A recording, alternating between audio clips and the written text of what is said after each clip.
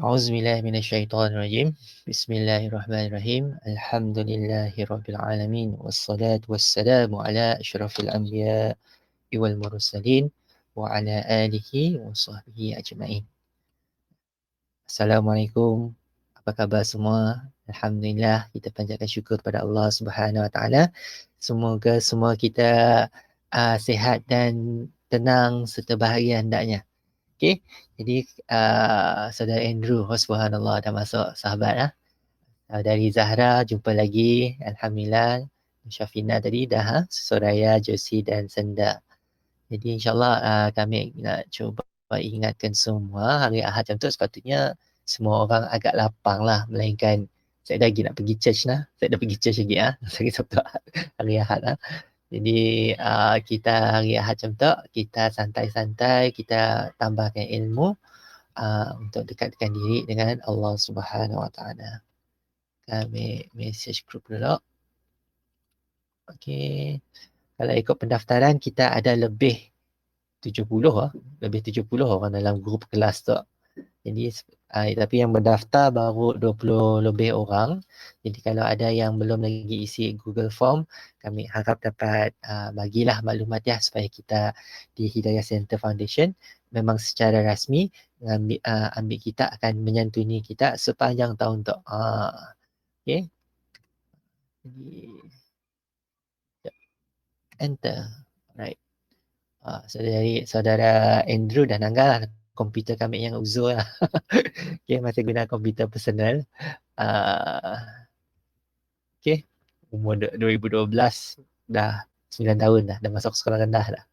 Komputer dah. Okay. Alright. Harap bunyinya jelas. Mungkin awal-awal tu sementara kita menunggu Ustaz Syahrul kita masuk, mungkin kita boleh sembang-sembang kalau ada nak soal ke apa ke. InsyaAllah kita boleh sama-sama berbincang. Subhanallah. Okay, saudara Andrew, temu janji kita esok kalau kita nak jumpa. Okay. Waalaikumsalam. Subhanallah. Jadi mungkin ada mualaf situ yang pernah lagi tahu apa yang dimaksudkan dengan Assalamualaikum dan apa yang dimaksudkan dengan Waalaikumsalam. Assalamualaikum, kata Faizal Tahir. Assalamualaikum dunia, kata Faizal Tahir. Bermaksud salam sejahtera lah kamu. Kamu kum tu maksudnya untuk kamu semua. Untuk kum. Kalau hanya seorang je sebenarnya Assalamualaikum. Dan cuma kita asyik dibiasakanlah. Jadi kita cukup dengan Assalamualaikum. Tapi ka tu untuk lelaki. Kalau perempuan Assalamualaiki. Kalau Assalamualaikum untuk semua. Jadi tu maksudnya tadi kita mendoakan orang yang depan kita tu selamat sejahtera. Selamat sejahtera daripada keselamatan yang dapat diberi oleh siapa? Keselamatannya hanya diberi oleh Tuhan, oleh Allah Subhanahu Wa Taala. Sebab ialah kita dapat nak doakan, nak bagi salam tu kepada yang bukan Islam, yang belum Islam. Sebab macam ni kita nak doakan kesejahteraannya sedangkan dia belum menyembah Tuhan yang satu. Jadi hujung pangkalnya kita tahu bagi saya yang belum lagi diberikan hidayah untuk kembali kepada Islam dengan melafazkan 2 kalimah syahadah, kan? Tiada keselamatan baginya di akhirat. Kita boleh doakan keselamatan di dunia, tapi keselamatan di dunia ini kalau di mana kita ikut apa yang diperintahkan Allah, kan? Makan jaga, saya dah berpuasa, nak kita tu saya dah berpuasa, nak makan aja makin besar lah. Jadi saya dah berpuasa, saya dah mengeluarkan zakat, saya dah mengeluarkan sebahagian daripada rezeki kita. Kita tak mampu, kita tak kaya, tapi kita bantu orang miskin. Jadi masyarakat kita banyak orang yang susah dan sebagainya. Jadi itu adalah sistem yang Tuhan telah ciptakan untuk keselamatan manusia sendiri, bukan sahaja di dunia. Kita ikut perintah Tuhan di dunia, tapi keselamatan kita juga di akhirat. Maksud besarnya salam tu tadi. Subhanallah. Okey, kami gunakan headset sekolah anak kami. Selalu simak kacau atau dah dibeli khas untuk anak beli nak mahal. Kita pun tadi pakai nak super safe. Ni nak kualiti teruk. Subhanallah. Jadi alhamdulillah kalau suaranya jelas, alhamdulillah kita ada merakam tu. Jadi rasanya dapat ditanggal ulangannya kelak. InsyaAllah. Jap kami nak cuba meyakinkan siapa yang ada masa tu. Siapa yang jap. Siapa yang berkelapangan, sama-samalah kita ikut sesi top pagi ini bersama Ustaz Muhammad Syahrul. Assalamualaikum Ustaz, selamat pagi. Selamat pagi, siapa bercakap? Wah, bunyi macam radio lah tak? Okey, tidak nampak muka lagi ya. Siapa bercakap tadi? Sendar kah? Sendar kan yang bercakap? Bukan. Siapa buka mic tadi ya? Nur Syafiqah? Bukan. Assalamualaikum Ustaz, selamat pagi. Suraya. Afika. Sis Afika, apa khabar? Tache hao. Alhamdulillah. Wang Shanghao. Okey ah? Semua okey ah? Hao. Pagi yang baik ah? Hao. Hen hao. Okey, sudah makan? Cek Fan sudah? 吃早餐了，喝茶，吃饼干。Asyik. Okey. Kami cari sebenarnya kuih cang yang halal lah. Yang apa dia buat Kak Fika? Sisa lagi ah? Kalau cang halal dia selalu di Pasar Lutung saja ada tu. Halal ada lah, di halal. Pasar Lutung. Malah ada Melayu Kira buat orang tu. Islam buat lah. Oh, Melayu buat. Dia Cina Islam. Saya kenal sebab Okay. masa adik saya yang meninggal dulu selalu beli sama dia bah. Sebab adik kami kenal dia sebab dia tahu kami Islam dia selalu beli ala sana bah. Subhanallah. Okay lah, kelak cek pasal Pekan Lutung lah insyaAllah. Okay, jadi Alhamdulillah Ustaz Syahrul kita belum lagi bersiaran. Kami cuba mesejnya juga lah. Kami pun lupa nak mesej. Syahrul. Harapnya saya dah akan bintang lah. Sebab kami tu serah kepadanya malam tadinya dah okey. Okey Syahrul.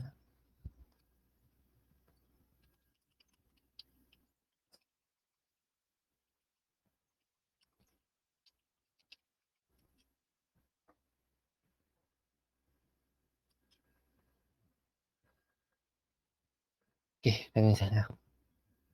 Jadi jom kita sembang-sembang Sembang-sembang hari sebagai Muslim. Sembang Muslim. Subhanallah. Kalau petang-petang Bro Syah ada sembang jutawan. Kalau pagi-pagi kita sembang Muslim. Subhanallah. Jadi kerana Allah kita merafakkan syukur sekali lagi kepada Allah SWT. Allah pilih kita untuk kita sentiasa mengingati Allah. Bukan saja kembali kepada hidayah Islam tu tadi, tapi kita tadi terus menerus, dan kita harapkan di penghujung nyawa kita, jangan kelak di hujung nyawa kita dilupakan, kita di Allah takdirkan kita lupa kepada Allah. Jadi rugilah kita kadang orang yang khasyirin, orang-orang yang rugi. Kalau jumpa dalam Al-Quran sebut khasyirin, maka orang-orang yang rugi. Sorry sekejap.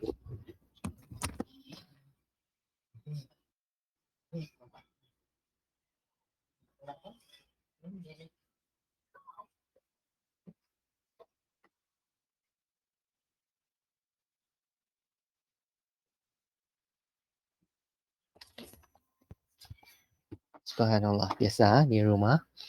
Okey. Jadi kembali ya orang yang khasyirin. Jadi kan Allah, kita sama-sama memperbaiki diri untuk sentiasa belajar untuk memperbetul diri atas kesilapan kita semua. Jadi kita semua banyak salah, banyak mungkin kita sedar atau tidak sedar apa yang kita lakukan tu sebenarnya salah. Jadi inilah orang yang bertakwa, dia akan cuba belajar untuk mengerti apa yang diajarkan, diperintahkan. Okey. Jadi alhamdulillah saudara Syahrul kita belum lagi ya.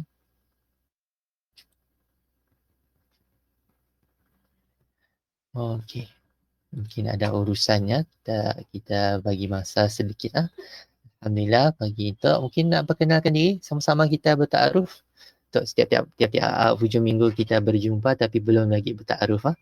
Okay, saudari Melissa, Assalamualaikum, selamat pagi. Saudara Jeffrey, Alhamdulillah berjumpa lagi. Okey, dua sahabat kita hari tu ada Waalaikumsalam. Kami di Bekenu.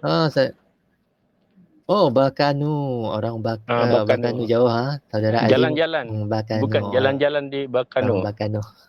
Jalan-jalan cari durian kah? Jalan-jalan cari buah. Apa-apalah. Jalan-jalan cari buah, cari sayur. Yalah. Okey. Kami perkenalkan kita selain kita yang sama-sama lelaki dengan kita tu ada saudara Andrew juga, boleh kenal-kenalan insya-Allah. Saudara Jeffrey tadi seorang yang Melanau. Kalau saudara Andrew tadi orang Iban lah. Orang Iban Bintulu asal. Tapi dah menetap di Miri juga lah. Dah bekerja, dah menetap di Miri. Sama macam kami lah. Kami asal Kuching. Tapi dah insya-Allah menetap di Miri. Jadi Miri dah dekat di hati lah. Dekat di hati kita, subhanallah. Okey. Siapa lagi nak perkenalkan diri? Saudara Jeffrey kerja di sini. Saudara Jeffrey, kita interview sikit. Mungkin hak contoh kita kena kenal. Sekejap Kerja sendiri kah? Kami pesara dah. Pesara. Pesara? Subhanallah. Umur berapa? 68. Umur kita berapa? Oi, 68. subhanallah. Suaranya bunyi muda. Subhanallah. Kami tu adik gila lah 40. Kami baru umur 40 tak rasa dengan 68 dah jauh lah. Subhanallah. Boleh jadi anak. Saudara Andrew kita kira muda lagi lah pada kita. Subhanallah. Tapi alhamdulillah kami sebenarnya kerja sebelum tu di Biro Perkhidmatan Pendidikan Majlis Islam Sarawak. Jadi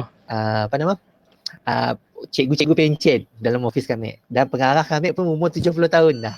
Subhanallah. Jadi dah biasa je lah dengan bekerja dan even bercakap dengan Tok. Jadi kami dapat rasakan walaupun umurnya sudah 68 tapi jiwanya masih muda insya-Allah. Daripada suara ajalah. Kami bekas Sarawak Shell. Oh, Sarawak Shell, subhanallah. Pesara Sarawak Shell lah. Mungkin kenal dengan Pak Cik kami. Pak Cik kami pun dah bersara juga. Namanya Syamsuddin Ali. Kenal? Syamsuddin Ali. Oh, ya. Kami anak buahnya. Kami Prima anak Villa. Yes, kami tinggal Prima Villa kan. Dia betul. Memang kenal. Kami anak buahnya lah. Kami anak buahnya. I see. Mak kami adiknya. Kenal benar-benar. Mak kami adik kepada Haji Samsudin. Haji Samsudin kira dua dah. Betul. I see. Selain daripada satu lagi yang dalam Shell tapi mungkin zaman kita dah set dah lah sebab ada seorang pakcik kami kerja Shell juga tapi dah masih bekerja lah. Siapa kan? Mungkin bukan zaman kita lah. Adik-adik juga Muhammad bin Ali, ada seorang ni Ahmad Fazuli Ali. Oh ya, sidak dudi lah. Sikit lah. Junior benar lah. Kami pun merasakan dah jauh lah. Okay. Jadi Alhamdulillah. Masih mandu umur dah pergi ke Bekenu. Kita kena driving ke anak driving? Anak Mbak. Anak kami. Okey, Alhamdulillah. Jangan kita sambil Alhamdulillah. Okey, jadi Alhamdulillah kita ada jadi passenger. Subhanallah, VIP, bos. Dah umur contoh jadi bos lah. Okay. Iyalah. Waktu kita muda, saya dah orang driving kita. Alhamdulillah. Jadi kan Allah semua ditakdirkan Allah SWT. Macam kami sebutkan malam tadi sebenarnya umur tu hanyalah nombor. Walaupun kami tadi umurnya 40 tahun, saya ada jaminan bahawa kami akan dapat umur sampai umur 68 Tuan Jeffrey kita. Saya ada jaminan kita si tahu takdir Allah SWT. Jadi kalau orang dalam yang bijak, kami orang yang bertakwa yang akan mempersiapkan bekalan. Sini kita tu. Setakat yang diketahui lah, kita tahu je. Belum. Yalah. Kak Fika berapa umur Kak Fika? Kak Fika macam senior tak, tapi sit kami sampai umur kita. Kami paling senior lah. Dalam 50, 40 ke 5. InsyaAllah siapa? Sama-sama belajar lah apa-apa yang kita dapat kongsi, kita kongsikan. Jadi kita Islam sebelum tu berapa lama dah? Sebelum tu kita sejak kahwin kah? Siapa? Sejak kahwin umur? Kami kah? Kita Islam, masuk Islam. 1979. 79. 79. So 38 40, years. 42 years. 42 years. 42 Oh, sorry. years. 42 years. 42 years. Macam ni terbalik.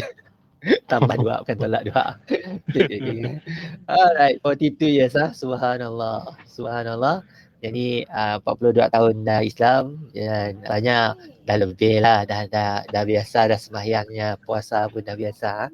Jadi apapun macam kami pada sebelum tu, walaupun kita dah rasa kita pandai, tapi kita masih kena belajar. Masih kena Banyak belajar. lagi kekurangan. Sebab ya, tapi ya tadi bukan nak pandai ya, atau sebab dah pandai tadi ya, datang majlis ilmu tu dengan majlis ilmu macam tu adalah satu kewajipan. Kita belajar setiap hari. Bila kita belajar setiap hari, ia tanda kita syukur dengan Allah SWT. Dan syukur dengan Allah SWT. Okay, jadi ada siapa bagi okay, kami mute sekejap dengan anak di kelakar.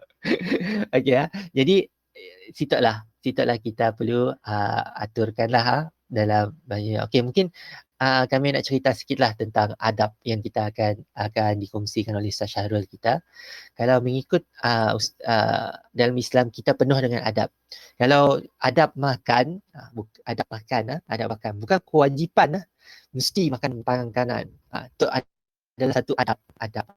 Nabi makan dengan tangan kanan. Jadi sunnahnya kita makan dengan tangan kanan. Kenapa? Kita nak membesarkan diri supaya tangan yang bersih yang digunakan untuk mencuci benda lain hanya digunakan untuk menyuapkan diri kepada tangan atau untuk menulis dan sebagainya. Tangan tu lah yang kita muliakan. Nabi sentiasa memuliakan yang kanan. Itu jadi maksudnya adabnya tadi. Bila melangkah langkah kaki yang kanan. Bila nak akan guna sebelah utamakan sebelah kanan dahulu. Itu adabnya. Jadi kita belajarlah. Jadi kalau dalam budaya pun dalam masyarakat kita, kita pun ada adab juga. Bila masuk rumah, ketuk pintu kan. Tapi dalam Islam, selain pada ketuk pintu, kita bagi salam. Assalamualaikum warahmatullahi wabarakatuh. Bukannya ketuk sampai bila-bila atau bagi salam sampai bila-bila. Paling banyak adab sebelum nak masuk rumah orang, kita bagi salam 3 kali. Dah 3 kali set orang jawab, set dah orang nyaut, baiklah si payah datang. Yang gila atau si perlu nak macam ya tadilah. Dan sebetulnya adab nak menziarahi rumah orang, kita kena maklumkan tuan rumah tu. Bukan yang datang mengejut sebab tuan rumah pun nak menyambut dengan baik, nak bersedia juga. Nak bersedia juga. Jangan dalam keadaan bersedia. Jadi rasanya normal tu dah diserap lah. Nabi sebelum tu mungkin dah mengajar tentang ada adab berziarahi, menyambut tetamu dan sebagainya. Sekurang-kurangnya bila tetamu datang, kita sediakan jamuan. Yang bukan kosong aja. Orang datang tapi kosong aja, tak ada apa-apa. Jadi benda-benda tu kita belajar. Jadi sebagai orang Islam, kita penuh dengan adab. Termasuklah dalam majlis ilmu macam tu. Bila dalam majlis ilmu macam tu, kebiasaannya bila mana guru bercakap, murid dengar, kita ada dengar. Dan bila diminta untuk bercakap, diminta untuk bertanya, maka tanyalah soalan. Sebab andai kata kita tanya soalan, setakat ni kefahaman kita. Sebab betulkah kefahaman kita?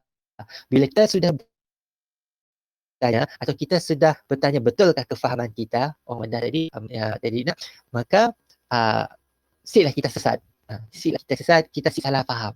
Dunia hari tu oleh kerana orang cuba untuk memahami sendiri tanpa merujuk kepada mereka yang terdahulu dah belajar atau mereka yang telah alim banyak belajar dan sebahagian tu tadi yang lebih hebat lah, ada sanatnya. Sanat tu maksudnya rantaian yang sampai kepada Nabi. Yang mana orang tu ajak kepadanya sampai kepada kita itu. Jadi kalau ikut perdebatan di Speaker's Corner, brosur Nangga, ada orang dapat tunjukkan atau rantaian kami belajar Al-Quran. Kami belajar Al-Quran sampai ke Nabi 32 generasi. Nama-nama betul pada nama-nama sahabat. Nama-nama sahabat kita tahu kan, tabi'in, macam Imam Syafi'i kita tabi'in, Imam Syafi'i tabi'in. Okey. Kalau Imam Malik dan Imam Ahmad atau yang tabi'in yang mengenali sahabat tabi'in. Kita kenal generasi lah, kenal generasi yang ada dalam Islam tu berbeza dengan agama-agama sebelum tu yang mana kita tahu sini sumbernya. Kita walaupun disampaikan secara lisan, kita ada rantaian. Siapa sampai ke mana siapa sampai ke siapa, sampai ke berita itu.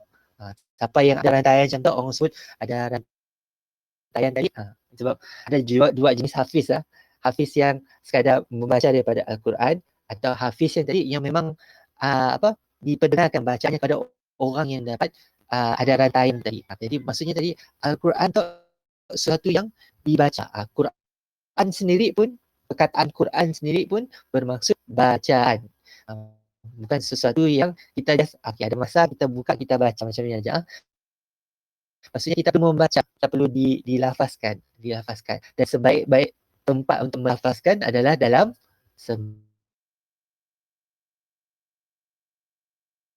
sembahyang. So bagi mualaf kita yang atau saudara baru yang macam saudara Jeffrey, saudara barulah, walaupun yang tadi mak saudara baru juga okay. Jadi yang baru menerima Islam. Jadi kita kena sentiasa mentahsinkan bacaan kita. Tahsin maksudnya memperelokkan bacaan kita. Macam ni nak elokkan, kita tasmih, kita nak dengarkan bacaan kepada guru-guru kita. Macam saudari siapa yang ada bersama kita sebelum tu. Kadang-kadang Kak Syabina ada sihat siknya. Kak Syabina sihat dah pagi tu. Saudara Syahrul pun belum masuk lagi ya. Okay, kami pun mesti tahu apa ceritanya. Okay, subhanallah. Saudara Azim pun sebenarnya yang praktikal di Miri tu. Praktikal di Miri tu asal Lutong juga. Sedang berada di Berkenu sama dengan Tuan Jeffrey. Kami dimaklumkannya tadi hari Minggu macam tu, hari family time. Nya ke Berkenu. Okay, subhanallah. Okay, saudara Zani kita yang tinggal di kawasan airport lah. Kawasan airport, saudara Zani kita yang biasa ikut kelas juga, kita doakan yang mesej dalam grup komuniti hidayah tadi yang bahawa anaknya berapa sihat. Okay, anaknya berapa sihat, kita doakan. Jadi untuk semua ujian-ujian yang Tuhan boleh beri sekedip mata. Tapi kita kena ingat bahawa bukan bermaksud Tuhan bagi masalah atau Tuhan bagi ujian tu tadi bermaksud Tuhan tidak sayang. Tuhan nak lihat kita sebenarnya. Nak lihat kita, adakah kita dapat bersabar, adakah kita putus harap dengan Allah Subhanahu Wa Taala, atau kita tadi marah dengan Allah ujung-ujungnya. Marah dengan Allah kena Tuhan bagi ujian-ujian macam tu. Ujiannya sebenarnya adalah tanda sayang kita, Tuhan kepada kita. Sebab manusia tu secara fitrah, kita cerita pasal fitrah minggu lepas kita fitrah beragama. Bila fitrah beragama manusia, bila diuji masalah, ya masalahnya akan mula baru nak ingat Allah Subhanahu Wa Taala. Bila kita ada anak yang sakit pun, kita akan kembali kepada Allah. Tolonglah sembuhkan anakku tu. Jadi secara fitrahnya tadi, bukan orang Islam aja, orang bukan Islam pun sama, manusialah secara umumnya yang akan balik kepada Tuhan yang Maha Berkuasa. Jadi sebab ialah kita jangan anggap apa-apa ujian yang kita hadapi, adalah malapetaka, adalah musibah. Musibah kepada kita tadi. Sebab musibah yang kadang-kadang adalah rahmat. Macam ni musibah jadi rahmat. Jadi musibah sebab kalau kita senang, kita kaya raya, kadang-kadang kita lupa kepada Allah. Langsung lupa, tiba-tiba Tuhan tarik nyawa. Adakah ada satu rahmat beri kekayaan tapi lupa dengan Tuhan. Jadi adalah satu rahmat bila mana kita ditimpa musibah tapi kita masih dapat ingat Allah Subhanahu Wa Taala. Yang sedihnya bila kita tadi kafir miskin, kita murtad atau kita tadi jauh daripada Allah Subhanahu Wa Taala. Atau kita sedih kita sedih. Sebenarnya daripada kaya kadang-kadang dia mesti akan mengaku keluar daripada Islam. Tapi miskin tak bahaya. Bila mana ada yang memujuk, ada yang memujuk dengan harta, dengan bantuan. Kalau Tok tadi masuklah ke dalam Tok sembah Tok tadi kesian-kesian.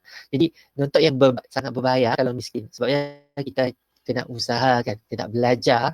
Kita Tok manusia yang diberi kelebihan daripada para malaikat. Malaikat sebenarnya hebat. Malaikat yang hebatnya sangat taat dengan Tuhan. Sedar istilah dalam Islam, Tuhan mengingkari perintah Tuhan.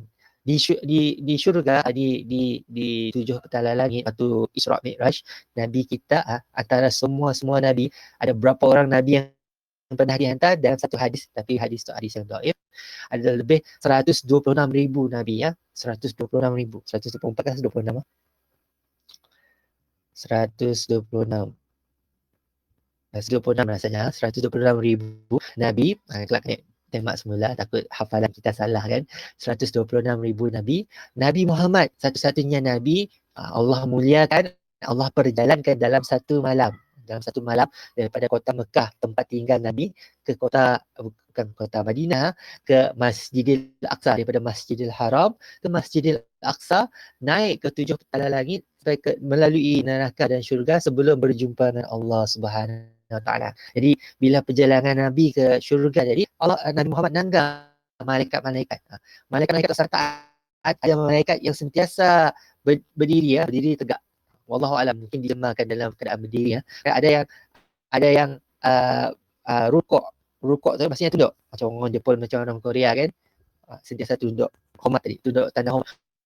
Tunduknya rukuk macam orang Islam 90 darjah, 90 darjah, bukannya 45 darjah, bukan kepala ajak, tapi 90 darjah tanda hormatnya. Dan bukannya ajaknya sujud, sentiasa sujud kepada Allah. Ada malaikat yang sentiasa sujud kepada Allah. Ada yang duduk antara dua sujud, yang duduk berlutut duduk berlutut, sentiasa kepada Allah. Sentiasa si pernah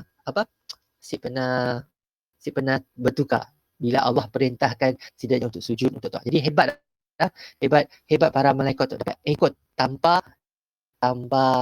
rasa lelah dan sebagainya. Kerana malaikat diciptakan daripada cahaya, ciptaan yang berbeza daripada manusia yang dicipta daripada karbon atau tanah tadi.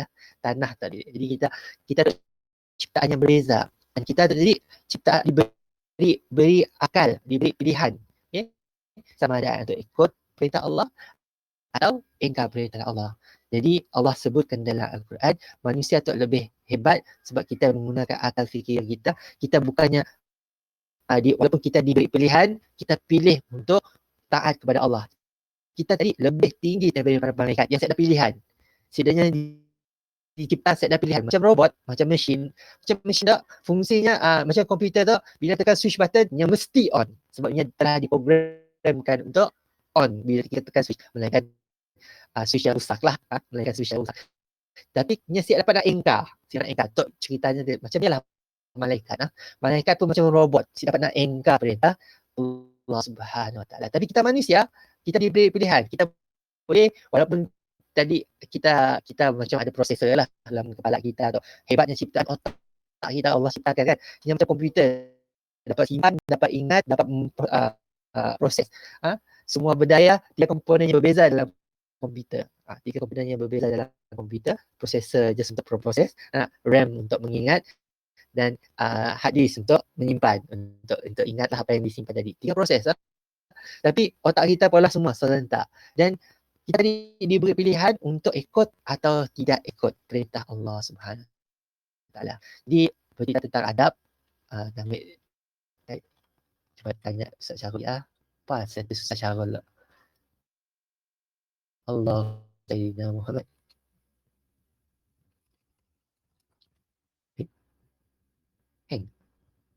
Hang kah? Adakah anda masih bersama kita? Alhamdulillah, kalau masih Okey, okey. Putus-putus suara. Adakah kerana talian internet? Masih putus-putus kah? Atau kami perlu aturkan mikrofon kami? Yang lain semua okey kah? Putus-putus ke Sik? Semua okey Ustaz. Semua okey Mungkin kena kerana lain. Kita okey. Okey, Maksudnya mungkin kerana line lah, line. Berkenur, line okey Ustaz. kah? Sebab rasanya berkenur Okey, pekan aja okey Ustaz. ya? Okey, Okay, loud Alhamdulillah. and clear. Okey, semua okey. Alhamdulillah. Jadi setakat tak faham Jadi kami just perkenalan ya kepada adab. Sepatutnya Ustaz Syahrul yang bercerita tentang adab tu. Jadi bila kita cerita tentang adab, adab. Tapi kita kena bezakan adab Melayu dengan adab yang dituntut dalam Islam. Jadi tu dua. Kadang-kadang ada yang adab yang dalam Islam sudah dimelayukan. Jadi atau sudah sekarang tu yang diibankan kah atau di Cina kan kah? Contohnya menghormati orang tua. Cara orang Cina kan sampai tahap melutut. Tapi yang dahsyatnya tadi sampai tahap menyembah ya tadi lah.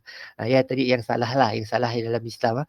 Kita hormat pun bukan sampai tahap menyembah kepada mak bapak kita. Okay. Siap sujud dia, sujud kepada mak bapak. Dia salah lah. Dalam Islam kita hanya sujud kepada Allah Subhanahu wa taala. Kalau dalam Islam, kalau yang Melayu, Melayu tu cium tangan, cium tangan lah paling kurang Kalau India sampai cium kaki. Cium kaki dahsyat lah.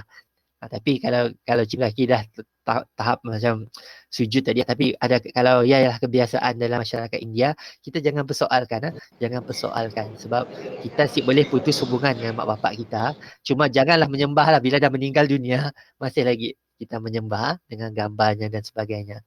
Ada soalan ke? Mungkin nak cerita pasal ada adab tak? Apa yang kami tahu insya-Allah kami cuba kongsikan Alright. Jadi alhamdulillah ramai kita hari tu. Ni tadi cara tak mungkin kita gunakan masa tak untuk bertaaruf lah. Masa tak untuk bertaaruf. Siapa lagi nak memperkenalkan diri? Saudara Andrew silakan. Kita bukan ladies first gentlemen first. Saudara Andrew bersama kami minggu lepas di kedai kopi kedai mamak di belakang Mega Hotel. Okay, memang jadi satu yalah ada dikongsikan menu yang dosa tadi. Dosa street. Subhanallah. Terkejut tak dengar.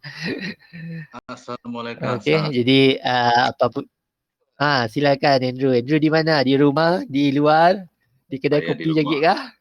Di rumah hari itu. Di rumah. Subhanallah. Pulau Melayu Ya, di Pulau Melayu. Pulau Melayu tadi Ya, betul. Subhanallah. Rasa jauh aja di pulau Iya, macam di pulau kan. Bukan di pulau import kan? Macam jauh aja. Satu-satu pulau di Mirina. Saya rasa betul pulau Okay. ni. Tapi sebenarnya rasanya si layak jadi pulau. Yang lebih kepada Tanjung Tanjung Melayu satu. Masih bersambung dengan tanah.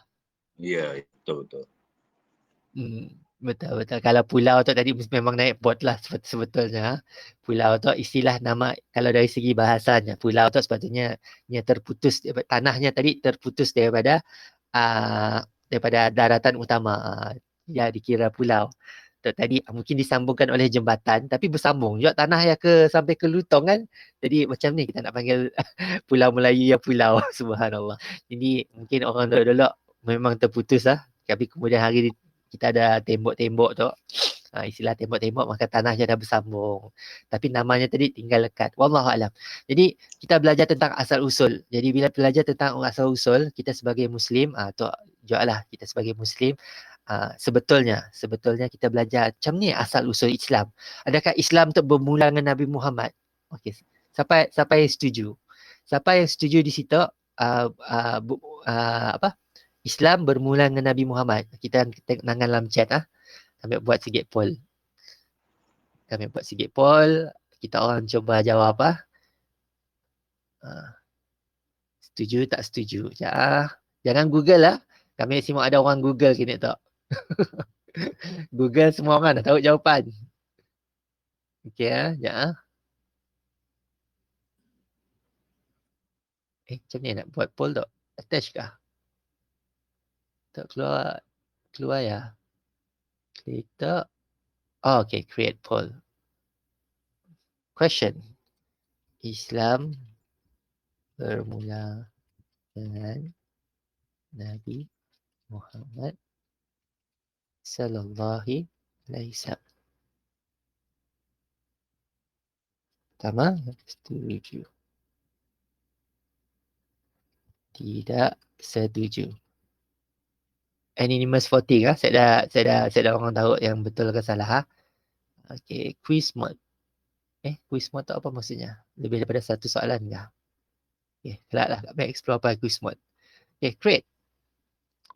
Okey, dalam grup kita tak. Islam bermula dengan Nabi Muhammad. Siapa setuju? Siapa si setuju? Jangan ada Google lah. Okay, kita ada dah satu vote. Alhamdulillah. Yang lain. Silakan. Islam bermula dengan Nabi Muhammad. Setuju tidak setuju? Dalam poll.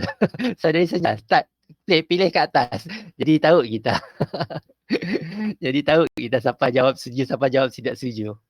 Cepat. Dalam poll.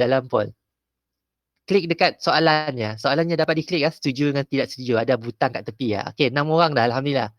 Kita di situ ada berapa orang tu?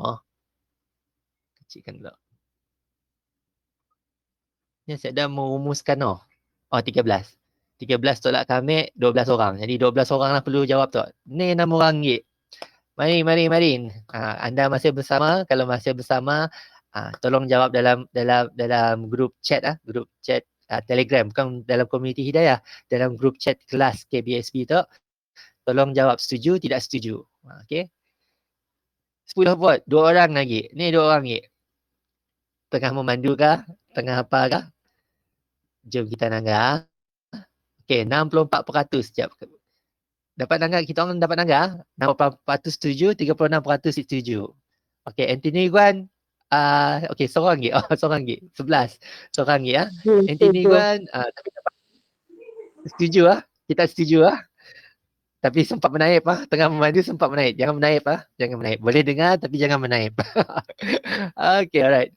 Jadi, alhamdulillah. Islam jawapannya. Siapa yang jawab?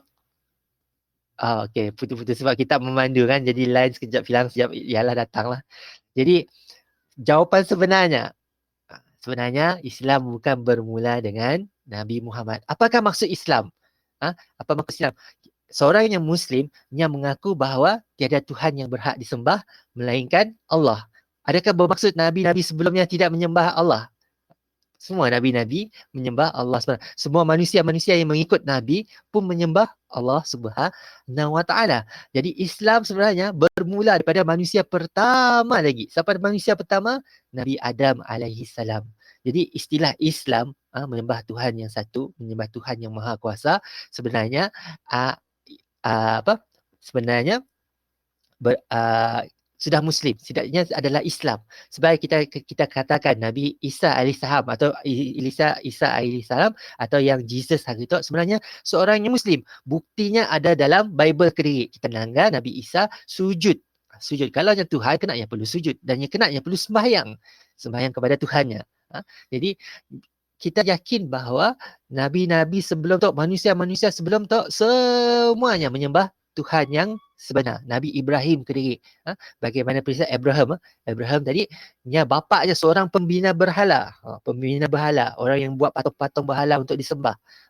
Bagaimana Nabi Ibrahim datang kesimpulan dengan akal fikiran kita tu tadi bahawa patung-patung tu tadi tidak dapat membantu kita dalam kita kesusahan atau dapat membantu kita untuk menyembuhkan penyakit dan sebagainya atau menghilangkan masalah. Tidak akan dapat patung-patung tu tadi.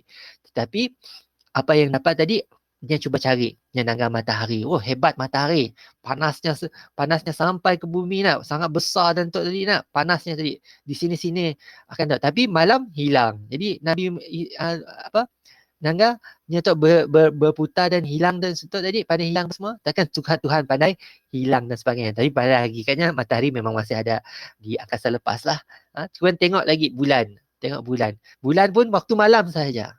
Jadi nangga tu pada penghujungnya lah nangga gunung dan sebagainya kan. Adakah gunung sebagai Tuhan yang kita nangga dekat Jepun kan, Mount Fuji sampai tahap boleh dikacau sebab ia Tuhan, satu Tuhan ya bahawa hebatnya orang tadi nak hebatnya gunung tadi yang boleh tahan bumi tu daripada bergegar. Anda kata bumi tu diganggu atau bukit-bukit kita diganggu, bukit-bukit gunung dan kita diganggu, kita ratakan bukit gunung, datanglah malapetaka. Jadi sebenarnya sebenarnya ya fitrah atau takdir Allah SWT. Bila mana Tuhan sebut dalam Al-Quran bahawa bukit dan gunung-gunung adalah pasak bumi. Pasak tu istilahnya macam paku. Yang paku kan tanah tu tadi dekat bumi. Bila ada gunung, dekat debah ya macam bentuk paku.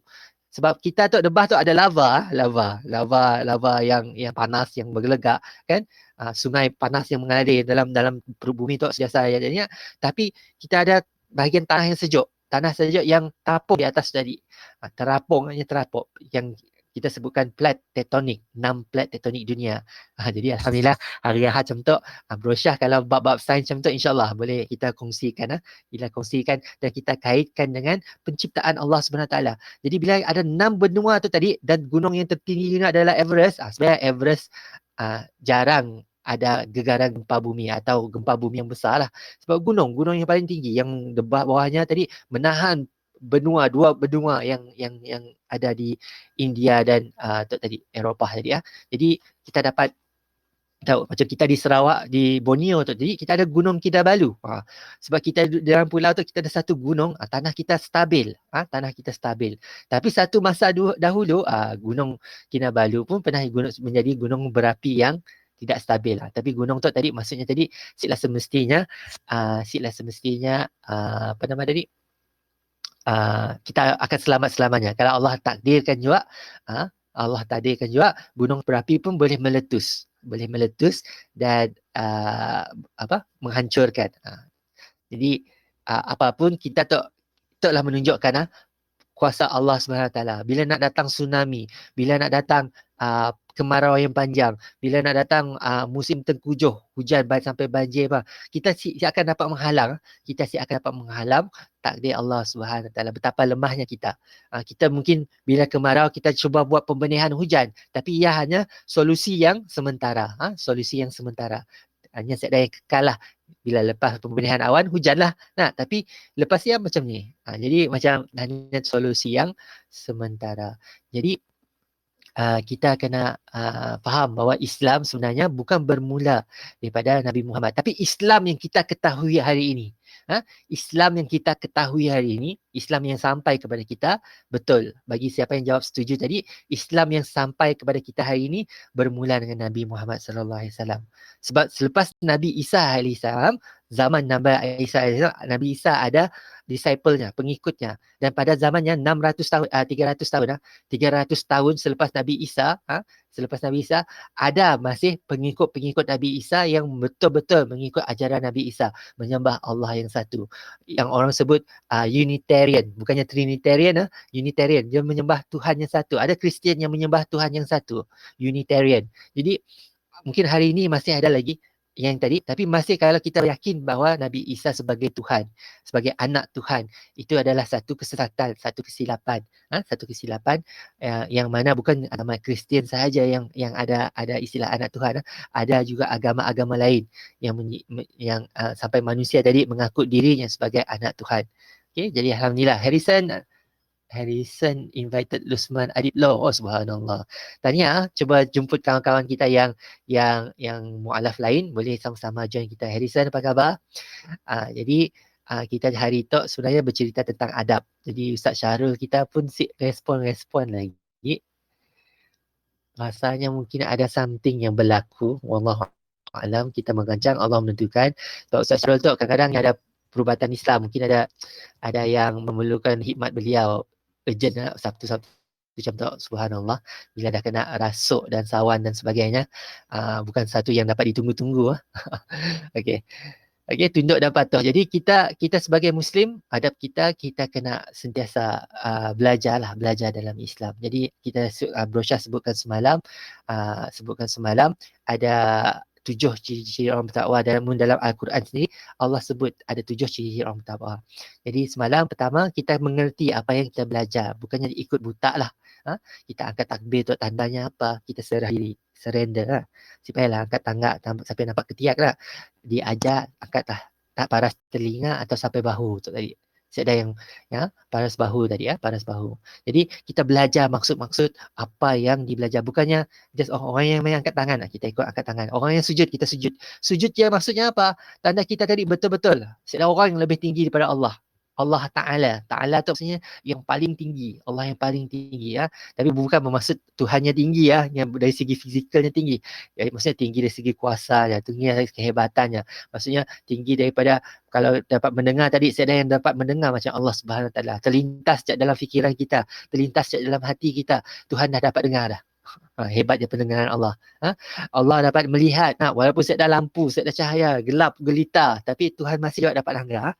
Dapat langgar. Walaupun sekadar satu manusia pun tahu, Tuhan masih dapat langgar kita. Tu rasa ihsan. Ihsan tu tadi kita kena lahirkan seolah-olah Tuhan melihat kita. Jadi bila kita sembahyang, jangan kita ingat sekadar orang yang langgar, korek hidung lah, korek telinga lah, walaupun bukannya dilarang, mudah gatal gila dah kata gila, tapi beradab bila mana kita menghadap Allah Subhanahu Wa Taala. Peristiwa dalam solat tu tadi nak melahirkan diri kita, sebenarnya programming kepada tu kami berusaha seorang pun yang programkan kita untuk sentiasa ingat Allah Subhanahu Wa Taala. Bangun awal pagi, suruh kita jadi bukan orang yang malas. Bangun belum matahari naik lagi, kita dah bangun, kita dah bersedia, kita dah cuba mandi kah atau ambil wuduk aja kah, kita cuci muka dan sebagainya. Cuci muka bukan cuci ratakan air muka kan. Kalau wuduk di cerita malam tadi, cerita tentang wuduk, kelak rakaman kami sharekan Ustaz Syarul dah berkongsi semalam. Wuduk tadi bukannya pancit macam iklan TV adabnya tadi meratakan air ke seluruh muka, tangan, kepala dan kaki. Kepala tadi bukan meratakan seluruh kepala, hanya ratakan sedikit. Sedikit nak rata semua boleh, saya dah salah, tapi jangan membazir lah, jangan membazir. Bila kita sebagai Muslim, kita asyik boleh mendekati pembaziran. Jadi semua ada adabnya. Bila kita ada sebotol air je, Tok bukan air lah, Tok anggaplah botol air sebotol air je. Sekarang kita nak cuci 3 kali juga, air isi cukup. Jadi gunakan yang rukun saja, dan si perlulah cuci telinga dan cuci tangan, telapak tangan, hidung dan mulut tadi. Tok yang sunat yang tidak diwajibkan untuk cuci tidak diwajibkan untuk cuci, yang termasuk dalam rukun. Kalau air sungai boleh takung air kat tangan jadi dan ratakan terus ke muka. Semestinya terus cuci tangan. Tapi kalau kita di masjid surau dalam keadaan-keadaan yang lain, kita sangat disunatkan bersihkan tangan dulu. Kemudian kumur dan cuci hidung kita tadi. Kemudian baru start. Tok yang niat mesti dipasang. Niatnya mesti dipasang waktu kita basuh muka tadi. Niat tadi ada yang tanya semalam. Kemudian kami lupa nak baca doa tadi. Lupa doa lafaz hanya sunat. Bila benda yang sunat, si payahlah kita tadi mengkorbankan dah sampai cuci kaki dah. Tiba aku set dah lafaz tadi, ulang balik semula. Ia dah satu pembaziran. Kita bazir air baik Kita dah niat, memang kita tadi bila nak cuci muka tu tadi, kita nak cuci tangan, kepala, kaki dalam hati kita. Kami nak sembahyang tu. Ia dah niat dah sebenarnya. Macam kita nak makan, aku nak makan. Perlukah aku sebut aku nak makan? Dalam hati kita tadi memang nak makan nak makan. Cuma bezanya tadi, adakah kita membasuh muka tadi? Contohnya, mula-mula tadi aku basuh muka. Lepas aku basuh muka tadi bagus aku ambil wuduk terus. Aku ambil. Maksudnya tadi waktu kita ratakan air sebelum tu tadi, sebelum kita hanya nak mencuci muka, bukan nak ambil wuduk. Tadi niatnya belum dipasang waktu ambil wuduk. Perlu ulang. Perlu ulang. Anda kata dalam hati kita tadi, asalnya tadi aku cuci kaki atau aku cuci tangan tadi aku cuci tangan. Ambil wuduk teruslah. Tapi waktu kita cuci muka, tertibnya tadi cuci muka dulu kan. Set dah niat dalam hatinya, maka kita kena ulang balik. Ulang balik daripada cuci muka tadi. Kemudian cuci muka, cuci tangan. Alah, bagus kami wuduk. Terus sambung je, cuci kepala, cuci kaki. Sik dikira sebagai ada niat ada awal lagi. Sebab dari segi turutan, Islam sangat mementingkan turutan. Contohnya tadi nak sembahyang tadi Allahu Akbar. Tu angkat tangan sebab tangan gatal tu tangan si nyaman atau bahu si nyaman tadi. Angkat tangan aja. Ya si dikira lah. Tapi mula dalam hati kita tadi memang nak sembahyang, okey tangan. semayang. Tapi mustahil lah, mustahil berlaku. Nak salah macam yang mun cuci tadi kemungkinan lah. Cuci muka, bagus aku ambil wuduk, terus sambung cuci tangan, cuci kaki kan. Yang mungkin berlaku. Yang mungkin berlaku. Jadi pernah berlaku sebenarnya, pernah berlaku. Contohnya kita nak semayang sunat, aku cuci muka tadi nak. Aku nak cuci muka tadi, bagus aku terus ambil wuduk nak. Ya ada selalu berlaku. Jadi kita kena pasang niat ya sebelum kita cuci muka, atau semasa kita cuci muka ya kita dah pasang niat. Sebelum pun boleh, semasa pun boleh. Jangan selepas. Lepas cuci muka baru nak pasang niat. Bagus aku ambil wuduk nak. Cuci lagi. Okay. Jadi kita disunatkan, sempurnakan dengan 3 kali cucian. Memanglah sekali cuci ya mungkin rata kan. Tapi yang wajibnya tadi sekali sahaja. Kalau ada sebotol air je tadi, sebotol air sahaja tadi, gunakan yang rukun saja, muka, tangan sampai siku, sedikit kepala, sekurang-kurangnya basah 2 helai rambut, sekurang-kurangnya basah, bazirkan sampai basah seluruh rambut, dibasihkan sikit kat bahagian dahi tu tak. Okey. Kemudian pergelangan kaki sampai atas buku lagi. Ya aja, sekali aja dirata. Kita ratakan air. Bukannya main surah aja, main letak dekat pilih air, just rata. Kita perlu ratakan maksudnya tadi kedua tapak tangan kita tadi kita gunakan untuk ratakan. Okey, macam tangan tadi ada adabnya juga. Sebenarnya boleh cari video-video sunnah cara untuk mengambil wuduk. Kita dah belajar tentang bahagian anggota wuduk yang wajib. Tapi macam ni cara Nabi ngambil wuduk, adabnya. Jadi bila contohnya cuci tangan saja, kami kongsi sikit ya dalam masa pagi tu sebab Ustaz Syahrul kita belum masuk je. Kita cerita tentang adab ambil wuduk selanjutan daripada semalam. Jadi kalau kita ambil wuduk, kita cuci bahagian bawah, contohnya kami tangan macam tu lah, tapak tangan kami ke atas tapak tangan kami ke atas. Kami cuci bahagian bawah dulu baru cuci atas. Atau cuci atas dulu baru cuci bahagian bawah. Ini yang betul. Okey, nak pola-pola lagi Secara mungkin kita gunakan akal fikiran kita. Akal fikiran kita. Macam ni. Atas ke bawah dulu? Contohnya kita nak cuci tangan kan? Kita cuci tangan bahagian atas dulu ke bahagian bawah dulu? Atau sekatilah. Atas. Okey, atas dahulu. Betul. Atas dahulu baru bawah. Okey, tahniah Melissa. Okey, Harrison tahniah. Atas dulu Sebab apa? Kalau kita cuci bawah dulu, lepas kita cuci atas, kotoran yang kat atas akan mengalir kat bawah kan. Jadi kena cuci atas dulu. Sunnah Nabi kita hebat Nabi dulu mungkin terfikir pun benda-benda macam tu Okey, kalau kita menguap tutup mulut.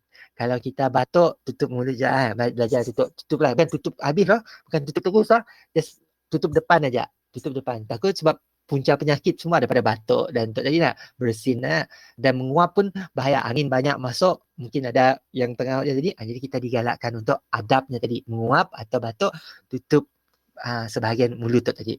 Okey, tutup bahagian. Jadi bila ambil wuduk pun ada cara. Kita kena cuci bahagian atas dulu dan bawah. Tapi tu bukan wajib bukan wajib Bila nama adab benda yang sunat, cucilah. Tapi sebaiknya kita tahu kita simak bahagian kotoran yang daripada air tadi masih melekat kat tangan kita. Jadi kita cuci bahagian atas atau contohnya kami tangan macam tu lah, kami cuci tapak tangan kami ke bawah. Kami cucilah bahagian belakang tangan kami dulu. Kemudian baru kami cuci bawah. Tapi pastikan sampai ke siku. Siku tu tadi. Cuci bahagian siku tu tadi Okay. Siku. Jadi kena sempurnakan kita belajar tu. Dan kami ceritakan semalam kita faham makna kita cuci muka kita, di muka kita tu ada mulut yang bercakap, ada muka tu. Jadi kita nak bersihkan wajah kita agar ada nur, ada cahaya. Orang yang mengambil wuduk kan, orang yang selalu mengambil wuduk sentiasa menjaga kebersihan, di akhirat kelak dapat dibezakan orang yang sembahyang dengan orang yang sembahyang. Ada nur pada wajahnya. Jadi sempurnakanlah wuduk kita tadi. Jadi sempurnakan. Tapi jangan membazir air Cuci. Ambil sabun pencuci muka. Membasuh namanya. Membasuh untuk meratakan air ke muka. Meratakan air muka. Kemudian kita ratakan air kat tangan kita tadi. Itu adabnya. Dan adab kita mesti sebetulnya ikut tertib. Hati kita tadi mungkin ada doa. Kita doakan tangan tu. Kita doakan tu adab. Adab mengambil wuduk. Kita boleh tadi tangan tu banyak pukul orang. Contohnya tadi, coba jangan pukul orang. Atau janganlah buat benda yang si baik, mencuri dan sebagainya. Jadi sebab ialah bila mana pencuri, seorang yang jahat nak, seorang jahat, bilanya jadi selalu sembahyang, yang dekat diri dengan Tuhan, yang ambil wuduk, dia akan muhasabah dirinya. Tangan aku tok lah yang tok. Jadi dia akan ujung-ujungnya kelak, dia akan bertaubat, dia akan hilang insyaAllah. Sebab kita seburuk macam ni pun kita, sejauh macam ni pun kita rasa kita jauh dari Tuhan, jangan kita tinggalkan sembahyang. Sebab sembahyang tu lah cara kita untuk kembali kepada Tuhan, cara kita untuk dekat kepada Tuhan. Sebab si mustahil, oleh kerana kalau kita betul-betul seikhlas hati kita solat, sebaik cuba hadirkan sembahyang tu bukannya sekadar sembahyang, tapi khusyuk dalam sembahyang. Khusyuk sembahyang. Atau tingkatan kita dapat rasa Tuhan dengan kita. Bila kita dapat tingkatannya, satu solat yang sahaja, untuk sampai diceritakan ada satu riwayat lah, seorang yang menjual diri lah, seorang perempuan yang menjual dirinya, sentiasa menjual dirinya untuk ya tadilah, tiba-tiba membantu merasakan bertaubat lah, rasa timbul dalam hatinya untuk bertaubat. Timbul hati setelah apa? Setelahnya tadi membantu seekor kucing. Seekor kucing tadi yang beri makan apa semua tu tadi lah. Dan hatinya merenung dan muhasabah benar-benar. Dan Allah takdirkan tu belum sembahyang dia, baru bertaubat saja, dalam hatinya bertaubat. Apa lagi orang yang memang dalam sembahyang tadi kita memohon ampun kepada Allah. Jadi ini tadi Allah beri syurga padanya. Syurga pada orang yang jenis macam tu. Sebab kita sebenarnya jangan kita menghukum teruk orang gangster tu, teruk orang yang belum masuk Islam tu apa semua. Jangan kita pandang tu, sebab kita si tahu penghujungnya. Dan kita yang Islam pun jangan kita berasa selamat seolah-olah kita tu memang dah dijamin. Sebab kita dalam keadaan yang berjaga-jaga, sentiasa menjaga iman, sentiasa hadir dengan majlis ilmu macam tu. Jadi alhamdulillah. Jadi rasional akal kita tadi bila cuci tangan sebelah atas kan. Jadi memang Nabi kita beri contoh-contoh kan. Memang sesuatu yang sebenarnya ada saintifik, ada rasional di belakang semua yang dilakukan. Contohnya bila minum air panas, adabnya jangan tiup. Jangan tiup dekat air. Jangan tiup. Pernah dengar sih tentang adab tu. Saudara Jeffrey yang berada di Bekenu. Kita dah lama dalam masuk Islam kan. Bila kita minum air panas, kita tiup. Bagus ke asyik bagus? Mungkin dah. Si bagus. Asyik bagus. Dari segi saintifiknya, Nabi kita ajar kita jangan tiup pada air yang panas. Jangan tiup air. Tapi damannya ni ada belajar saintifik kan? Ni ada belajar saintifik. Kena tiba-tiba tadi. Tapi kita ikut contoh Nabi. Contoh Nabi. Jangan tiup pada air yang panas sebelum kita minum tadi. Sebab bila mana kita tiup, apa yang kita keluarkan? Karbon dioksida. Karbon dioksida bertemu dengan H2O, dengan hydrogen dioksida. Bila bertemu dua tu tadi, tambah dengan panas, ada tindak balas. Bila suatu kita berikan khabar, ada tindak balas, karbonnya ni akan jadi asid karbonik. Kita minum asid jadinya. Bahaya. Bila dalam keadaan yang sikit, mungkin okey lah. Tapi mungkin kita amalkan. Akan jadi satu yang tidak menyihatkan. Tapi berbeza tiup makanan dengan tiup air. makanan kita tiup lain supaya kita makan tapi air bahaya, air tu satu yang berbeza. Jadi tu kita cerita tentang adab-adab. Jadi kami hari tu mungkin kalau Ustaz Syahrul dapat masuk, kita memang kita pengenalan tentang adab ajalah. Ada banyak adab sebenarnya. Adab dalam majlis ilmu. Kita mulakan dengan Bismillah atau Al-Fatihah. Dan kita akhiri dengan Tasbih Kafarah dan Suratul As. Tu dua adab dalam majlis ilmu. Sebab kita tahu dalam majlis ilmu macam tu ada silap salah. Ada batas yang kita melangkaui. Contohnya sepatutnya lelaki dengan perempuan diasingkan. Sepatutnya. Tu adabnya. Tapi kita belum ramai dan kita harapkan kita jaga batas lah. Sedalah kontak-kontak bini orang atau lelaki orang dalam grup-grup tu. Niat kita memang jujur dan ikhlas.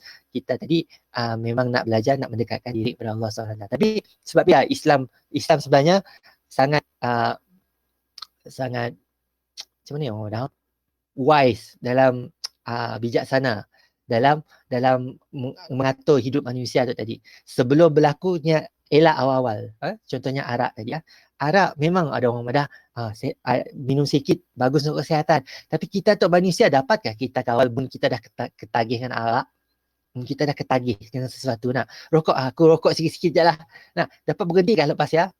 Bila mana ada faktor kimia, ada faktor dalam arak yang kering, dalam rokok yang kering yang menyebabkan kita ketagih. Apa lagi? Dadah. Dadah lagi lah. Sangat ketagih. Jangan dicoba langsung. Jangan dicoba langsung. Tapi ubat kita adalah dadah. Itu kena tahu lah. Ubat kita adalah dadah juga. Ubat yang sintetik yang diberi doktor sebenarnya dadah. Tapi kita tadi dibolehkan dalam Islam, dibolehkan dalam Islam kalau dapat menyembuhkan. Tapi kita kena ikut nasihat doktor, jangan overdose. Ubat batuk saya dah batuk tapi minum ubat batuk. Ya salah lah. Jadi benda macam tu kita kena faham dalam Islam ni ada keadaannya bila mana sesuatu yang mungkin pada haram pada sifatnya tapi dibenarkan. Dalam contoh perubatan dadah tadi yang kalau berlebihan memang rosak kan kita, tapi kalau disuruh oleh doktor jangan pula sip makan.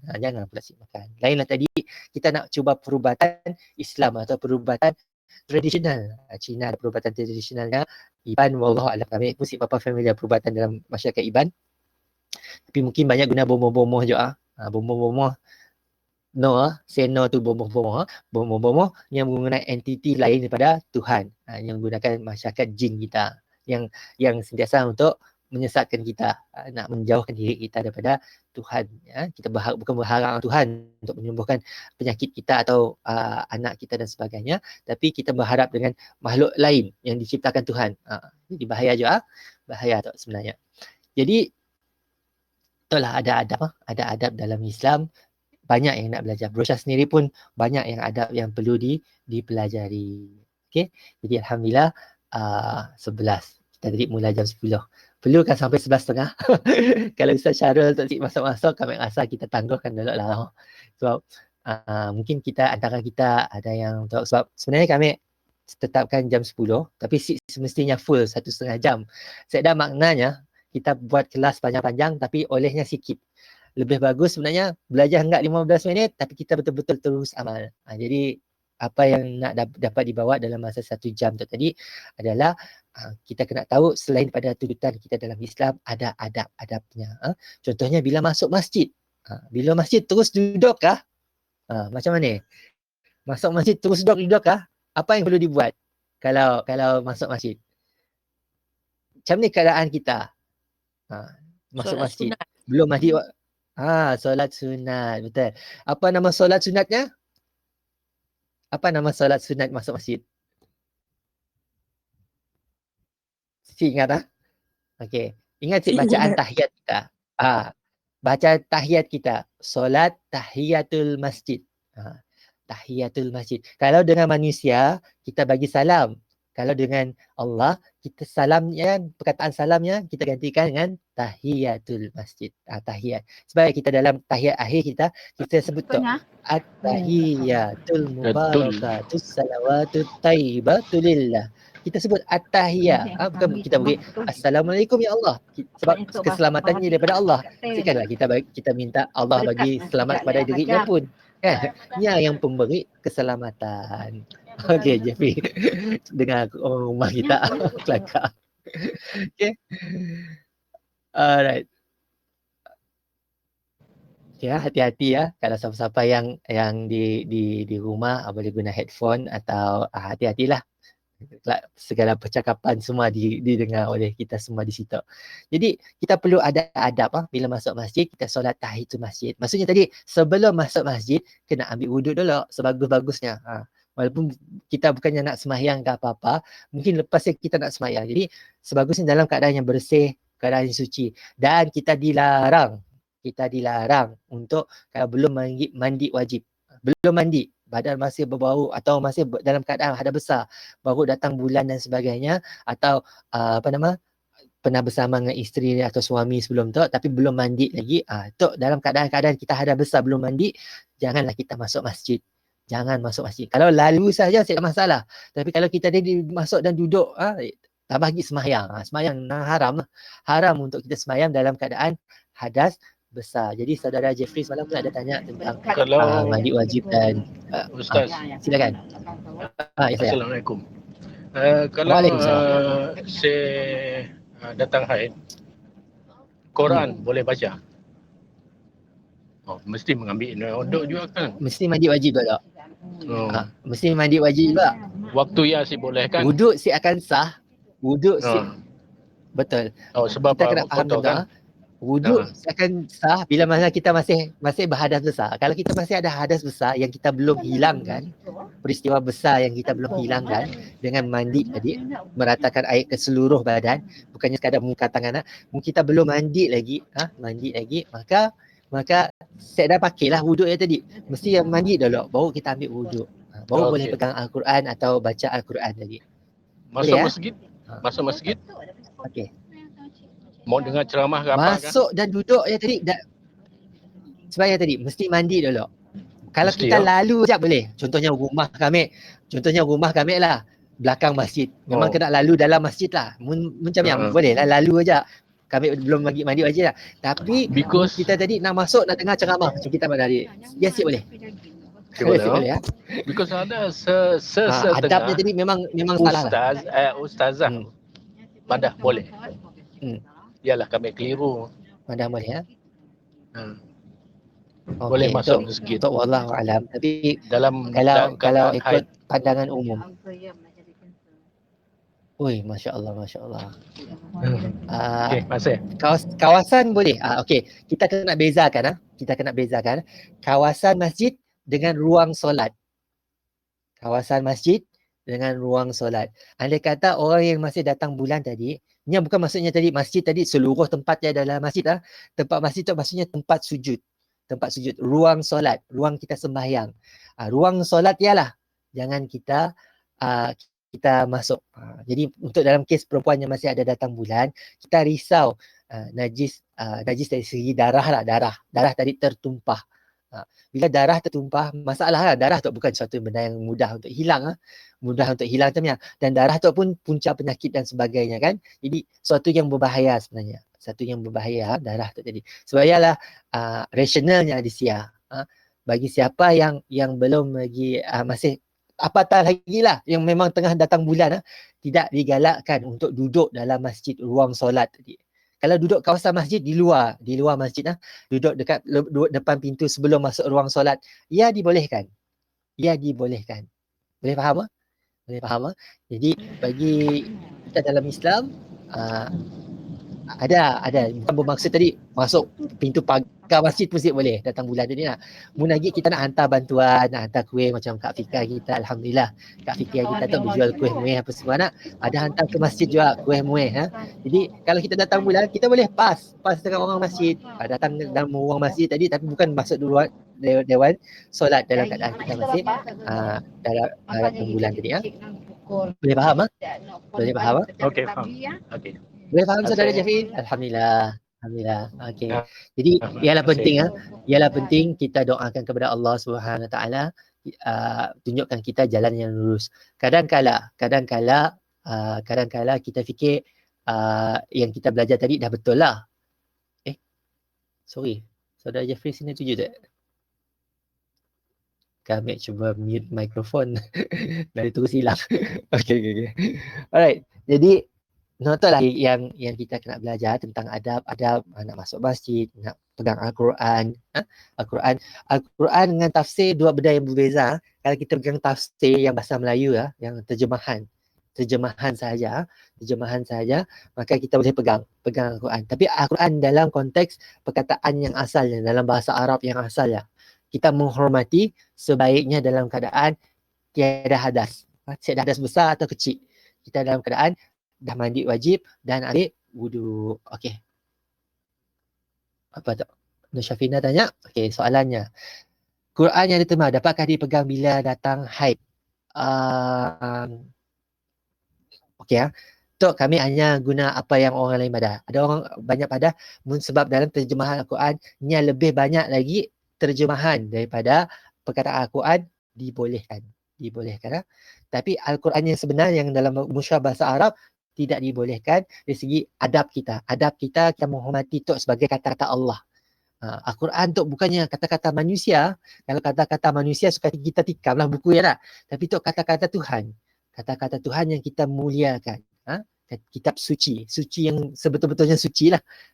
Jadi bila mana terjemahan tadi, kalau terjemahannya banyak lagi perkataan terjemahannya tadi. Yang ada kata, ada kat belakangnya lagi, ada glossary apa semua kan. Jadi perkataan terjemahannya tadi lebih banyak daripada Al-Quran diperbolehkan. Tapi itu ada perbezaan pandangan juga. Mungkin bagi setengah tahun macam kalau brosyur sendiri lah. Kalau brosyur selaginya ada Al-Quran, perkataan Al-Quran mendapat dalam keadaan berwuduk. Dalam keadaan berwuduk. Tapi ya tadi, untuk orang yang datang haid, kita diperbolehkan dah. Datang haid diperbolehkan baca Al-Quran. Baca Al-Quran dengan lafaznya tadi dah. Kalau sekadar zikir dalam hati, subhanallah, alhamdulillah, Allahu Akbar. Dalam seminggu kita datang bulan ya, diperbolehkan. Tapi kalau nak baca Al-Quran, ialah cuti lah orang madah. Cuti daripada beribadah. Macam tu. Tapi kita jangan jauh daripada zikir. Jangan jauh daripada zikir. Kalau nak baca terjemahan tadi, boleh baca terjemahan. Sebab kita nak sentiasa dekat dengan Allah. Sebab yang penting kita mula berjinak-jinak belajar bahasa Arab juga. Kalau bahasa Korea kita boleh belajar. Kami tu belajar bahasa Mandarin. Belajar bahasa Mandarin boleh. Kita kena belajar juga bahasa Arab. Apa yang Allah maksudkan dengan Bismillahirrahmanirrahim.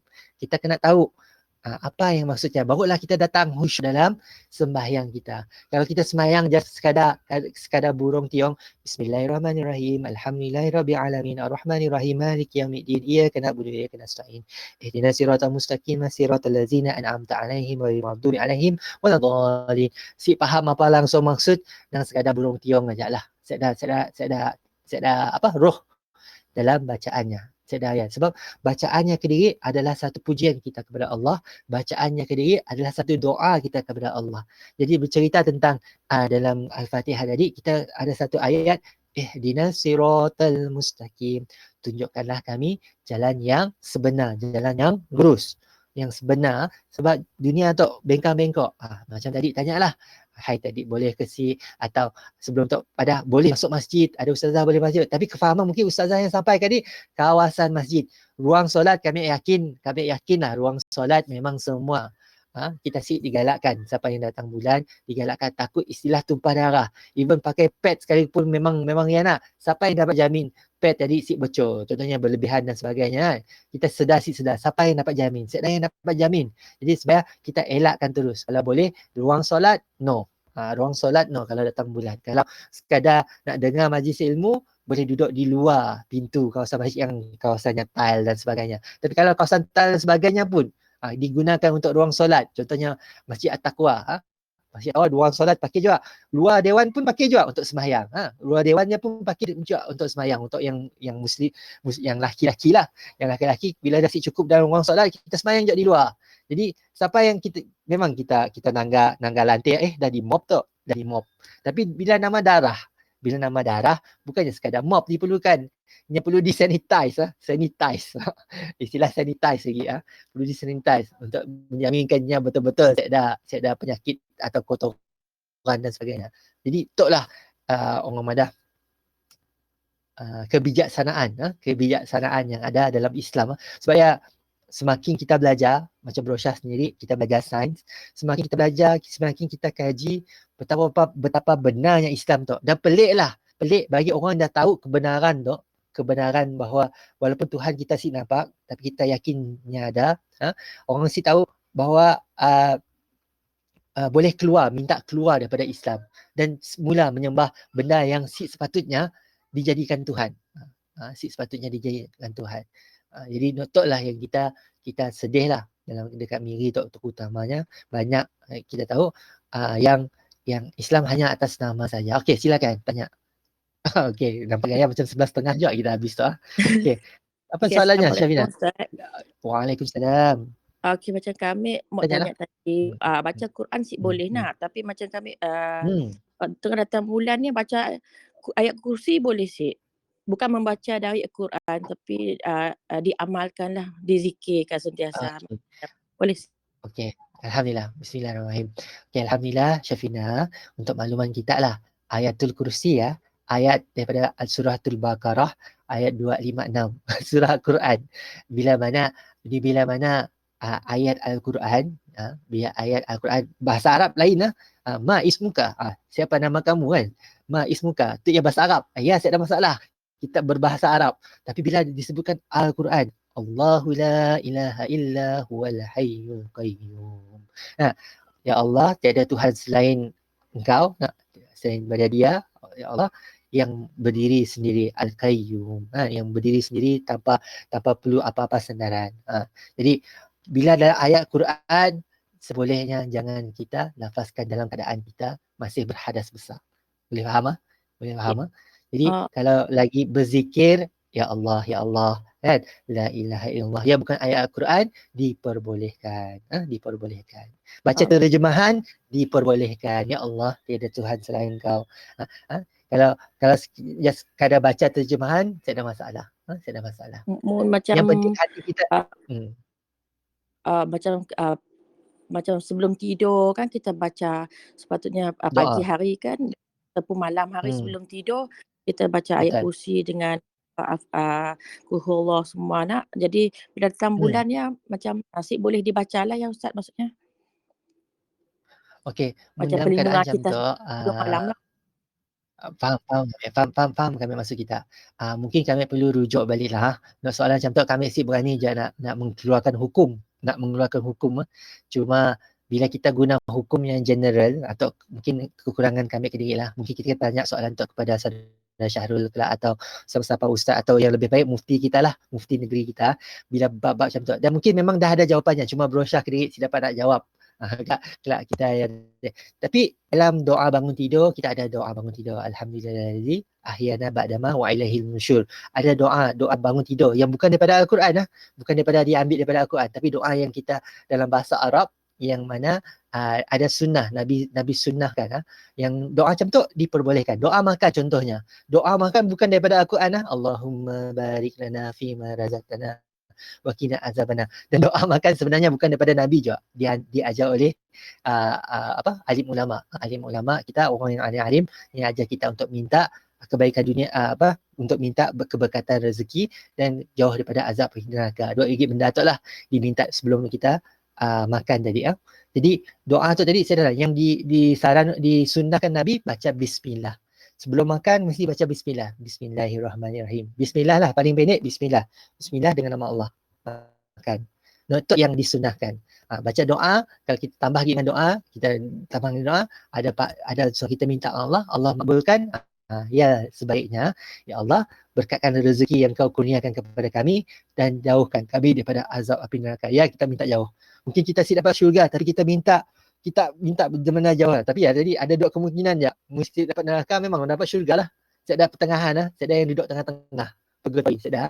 Dalam Islam memang ada timbangannya akan terlebih. Kalau ada kes yang berlaku yang akan dipenilaikan. Mungkin kerana kebaikan orang tu maka diberatkan.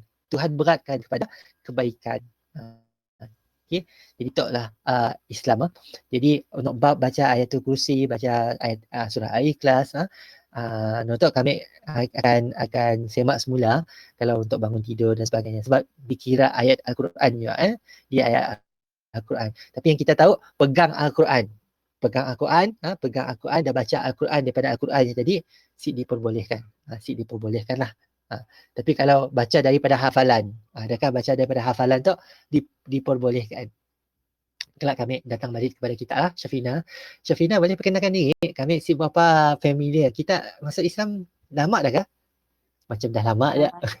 Kami dah lama dah masuk Islam dah 20 tahun dah lah. Alhamdulillah. Subhanallah.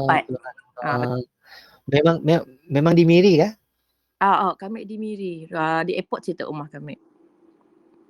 Alhamdulillah. Contoh-contoh mu'alam kita. Okey. Kita pun bangsa Iban. Bapak mek Iban. Iban Cina, mak Iban Cina. Mak kan Melano. Iban Cina. Oh Melano. Okey. Pandai kelakar Melano je boleh. Laki mek Melayu lah. Yang Melano. Pandai. Semua pandai. Alhamdulillah. Kelebihan banyak bahasa. Boleh kelak insyaAllah. Jadi Syafina macam ialah kita perbetulkan kalau ada silap salah kita kelak. Sementara kita yakin sama ada kita tak boleh baca Al-Quran daripada hafalan tengah kita berhadap besar. Kelak kami cuba carilah, kita cari tanya mufti. Kita tanya mufti. Kita Google lepas tu kalau ada mufti keluarkan fatwa pandangannya tentang untuk tadi boleh. Sebab dalam Islam semua je walaupun ayat tadi sebab dalam Al-Quran tu nya macam ringkas dan padat. Tapi kalau nak go detail, kita terpaksa go detail cari pada hadis, sunnah, contoh daripada Nabi. Contoh yang kita kena cari. Jadi kami dapat keluarkan hukum sebarangan. Tapi yang kita ketahui kalau tadi jangan kalau kita dalam keadaan bahadan besar, jangan duduk dalam masjid, jangan baca Al-Quran. Jangan pegang Al-Quran. Itu tadi walaupun Al-Quran pada zaman Nabi belum dibukukan kita kena tahu pada zaman Rasulullah sallallahu alaihi wasallam, pada zaman Nabi belum lagi buku. Waktu hidup beliau, waktu hidup baginda belum lagi dibukukan. Tapi kemudian sebab Sayyidina Umar nangga banyak orang yang hafal Al-Quran daripada awal sampai hujungnya meninggal dunia, mati dalam syahid dalam perang ya. Jadi diarahkan untuk start kumpul Al-Quran. Orang hafal-hafalan tadi siapa-siapa yang hafal Al-Quran kumpulkan dan cuba tuliskan. Dan alhamdulillah lepas dua lagi khalifah lepas Sayyidina Umar, Abu Bakar yang pertama, Umar, kemudian Uthman yang ketiga, yang ketiga tadi daripada Umar, Uthman diarahkan barulah dia jadi resam Uthmani yang kita nanggah hari tu. Si jauh daripada Nabi kepada sahabat yang pertama tadi. Buku tu dah mula dibukukan. Bukan kena Bible. Kalau Bible, Allah si pelihara. Ditakdirkan oleh Allah SWT. Allah si pelihara. Disampaikan dalam bentuk lisan. Beratus-ratus tahun. Disampaikan dalam bentuk lisan. Lepas tu baru dibukukan. King James yang paling antara Bible yang tertua lah. Daripada manuskrip pun, manuskrip maksudnya yang paling awal pun 100 tahun kemudian yang ditulis tadi. 100 tahun kemudian lepas Nabi Isa baru ada tulisan. Jadi banyaknya tadi dari segi hafalan dan disampaikan dalam perkataan yang berbeza-beza. Sebabnya kita dengar Book of John lain cara ceritanya, The Book of Mark lain cara ceritanya, Book of lain cara cerita. Semua cara penceritaan yang berbeza-beza. Orang penulis pun berbeza-beza. Jadi untuk kita faham, untuk takdir Allah SWT. Supaya kita dengar hebatnya Al-Quran tu tadi, satu buku yang ada 6,236 ayat, 114 chapter atau surah, 114 chapter, sama daripada zaman Nabi Muhammad, bagaimananya disampaikan, sampai hari tu. Nya dia sampaikan bukan dalam bentuk buku sahaja, tapi dalam bentuk hafalan yang kami cerita, ada rantaian tadi. Okay? Bila ada hafal daripada Al-Quran, contoh bukunya, disemak lagi bacaan. Betulkah sebutan itu? Okay. Sebab ada satu buku pun kena Al-Quran. Jadi adab kita dengan Al-Quran perlulah tinggi juga. Untuklah kata-kata Tuhan. Kata-kata Allah Subhanahu Wa Taala. Okay. Bagi yang lama tengah masuk Islam, kita kena tahu peringkat tu. Macam Brosyah kediri pun. Kita waktu biar baik. Pelentir pegang Al-Quran, saya ada wujud dan sebagainya. Mustahil saya ada pola. Memang ada pola. Kita istighfar. Dan jangan molah lagi hari tu. Jangan dipolah lagi hari tu. InsyaAllah. Okey. Jadi alright Jadi kalau macam ni kita ada 8 minit lagi. Suara Jeffrey di Berkenur. Berkenur kami faham di kawasan Pekan saja yang kuat lain. Kalau di kampung, di masjid, line 3G je. Ada line 4G ya. Okey. Jadi kerana Allah mungkin pemancarnya dekat Pekan. Jadi memang difahami lah. Okey. Jadi kita ada masa 8 minit lagi. Kalau ada soal jawab tentang adab, kita masuk kepada adab kita tadi. Ada adab yang nak ditanya. Kami pasti Ustaz Syarun sepatutnya berkongsi dengan kita pagi tu. Tapi wallahualam nasib pada kami dapat. Nasib pada kami dapat belum tadi. Okay. Jadi mungkin kan ada urusan yang tidak dapat dielakkan. Jadi kami pun sedia apa-apa slide. Jadi kita berbincang memperkenalkan tentang adab tu tadi. InsyaAllah adab. Adab tu kita akan lawat semula insyaAllah bulan depan. Sebulan sekali kita akan bercerita tentang adab. Selang seminggu mengikut Ustaz Syarul Madah, kita akan masuk tajuk akidah. Kemudian selang-seli dengan fiqh.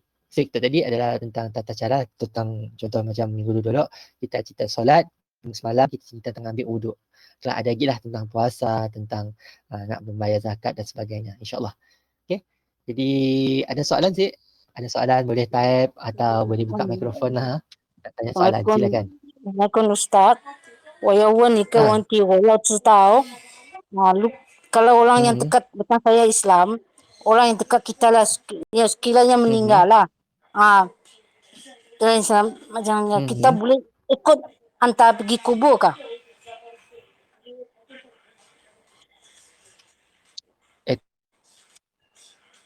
Kau hantar pergi kubur? Macam Maksud kita,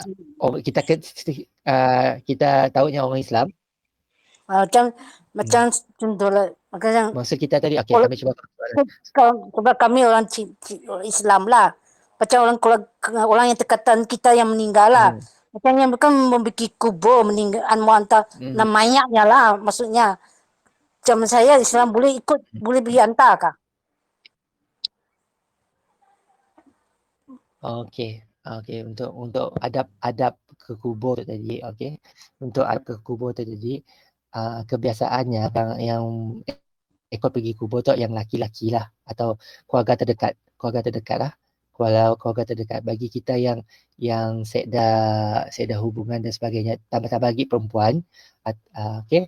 Kalau bagi perempuan sik digalakkan, tapi sik dimaksudkan sik boleh. Sik digalakkan. Tambah lagi macam dalam kes COVID kita sik boleh ramai gila di kubur tadi.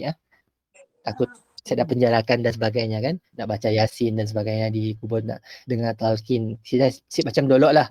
Jadi sik digalakkan. Bagi perempuan sebenarnya sik digalakkan. Untuk laki-laki memang hak seorang Muslim ke atas Muslim yang lain, kita kena ikutnya sampai ke kubur. Adabnya tadi kita daripada rumah tadi kita tolong hantar sampai ke kubur. Jadi bagi yang laki-laki diperbolehkan. Tapi ingat tadi bila ada yang mana tadi datang bulan atau belum berhadas besar dan sebagainya, bila kita perlu baca Yasin, jadi dalam keadaan macam ni kena faham lah. Benda si boleh baca, dia belum mandi lagi dan sebagainya. Jadi nak benda macam tu perlu diaturkan lah. Okey, boleh. Selamat datang Kak Faridah, dah mau habis dah 4 minit lagi. Oh, invited. Sorry. Kita invite. Maksud saya Ustaz orang yang dekatan kita lah. Orang yang dekat. Okay. Orang yang dekat dia diperbolehkan lah. Macam seperti keluarga, contohlah untuk papa mak sekiranya lah. Kan kita bukan Allah yang tentukan lah. Sekiranya macam saya sebagai Islam, boleh saya ikut ke pergi. Dia bukan masalah, dia cuma kerana penyakit yang meninggal lah sekiranya. Boleh. Tapi jangan sampai menyusahkan keluarga orang yang menguruskan jenazah lah. Kita boleh ikut tapi jangan sampai menyusahkan orang lain. Ya, adabnya lah, jangan menyusahkan. Boleh ya? Boleh ya? Jangan sampai menyusahkan orang keluarga, ahli keluarga tadi. Dah ada masalah, ditimpa ada kematian tadi nak. Jangan sampai kita menyusahkan tadi, tolong transport dan sebagainya, dan itulah kerisauan kami lebih kepada sialah. Jadi dari segi hukumnya perbolehkan, tapi sebaiknya laki-laki je lah. Laki-laki yang kerja-kerja untuk menggali kubur dan sebagainya. Si juga perempuan kita suruh gali kubur kan. Sampai tahap macam ni dan turun ke dalam yang lahat dan sebagainya. Tapi kalau mengiringi Assalamualaikum Ustaz. Waalaikumsalam. Saya rasa soalan dia tadi, soalan daripada Pono, mungkin dia tanya, bolehkah kita orang Islam ikut ke kubur yang bukan Islam? Kalau jiran dia meninggal ke bukan Islam. Ya, saya rasa lah. Bukan Islam. Bukan Islam. Terima kasih. Mengiringan. Sebab kami dengar Islam. Yang bukan Islam. Kalau bukan Islam boleh. Tapi sama jugalah, adabnya masih sama. Kita kena jangan sampai menyusahkan keluarga yang ni tadi. Dan sebolehnya, sebab itulah tadi, kalau boleh yang laki-laki lah yang uruskan, bukan yang perempuan. Yang laki-laki yang uruskan. Kalau untuk mandi jenazah tu tadi, kalau Islam, kita perlu mandikan dulu kan. Kalau untuk urusan macam tu boleh kita bantu. Tapi sebenarnya yang utama sebenarnya adalah orang yang keluarga dia jadi. Kalau kita keluarga rapat, kita boleh tolong mandikan lah. Tapi kalau dalam kes bukan Islam, jangan sampai kita ikut upacara dia orang lah. Ada upacara dan sebagainya kan. Jangan kita ikut. Kalau sekadar datang hadirkan diri, support diperbolehkan insya-Allah. Jangan sampai nampak juga yang okey. minta maaf, tak faham soalan. Ingatkan kita Islam tadi ikut orang sama keluarga Islam, jiran kita yang Islam semua dan sebagainya. Soalan tadi kalau keluarga kita yang belum Islam dan ini tadilah memang diperbolehkan. Cuma janganlah sampai jadi fitnah kepada fitnah kepada Islam ni sendiri. Bila mana kita fitnah pada Islam sendiri, kita tadi bertudung dan sebagainya, tiba-tiba ada juga sembahyangnya, bakar coloknya dan sebagainya lah. Jadi yang benda macam ni kalau dapat jangan diteruskan sebab semua benda itu ada tujuan walaupun kami yakin dan percaya kadang-kadang ada orang yang Cina tu tadi hanya ikut apa yang diajar tapi mesti faham pun kena mesti bakar colok tadi. Ada yang macam ya atau ditanya siapa yang kita sembah sebenarnya. Kadang-kadang pun siapa yang disembah pun perlu tanya dengan nenek atau maknya tadi ya. Sampai ada sahabat-sahabat Cina yang Buddha. Bila kita tanya sampai tahap just mengikut saja, sekadar mengikut saja. Jadi kita sebagai orang Islam, kita bukan sekadar ikut saja tapi kita betul-betul tahu siapa Tuhan kita, siapa Nabi kita, kenapa kita lakukan. Itulah sebab sebetul-betulnya. Okey. Okey, sedekah Al-Fatihah. Okey, ada soalan situ daripada saudari Nur Syafina. Bolehkah kita sedekah Al-Fatihah? Sedekah Al-Fatihah untuk ibu bapa kita bila mereka tiada atau meninggal dunia. Okey. Pertama dan selamanya kita mungkin kena faham sikit perkara. Hidayah milik Allah Subhanahu Wa Taala. Hidayah milik Allah Subhanahu Wa Taala. Siapa yang Allah nak tunjukkan kepada Islam, even lahir dalam Islam semestinya mati dalam Islam atau dalam hatinya tadi yakin bahawa Islam tu adalah cara hidup dan pegangan yang kita yang sebenar. Jadi Islam tu semua bergantung pada Allah SWT nak bagi hidayah. Jadi bila mana mak bapak kita diberi hidayah dalam hidupnya tadi.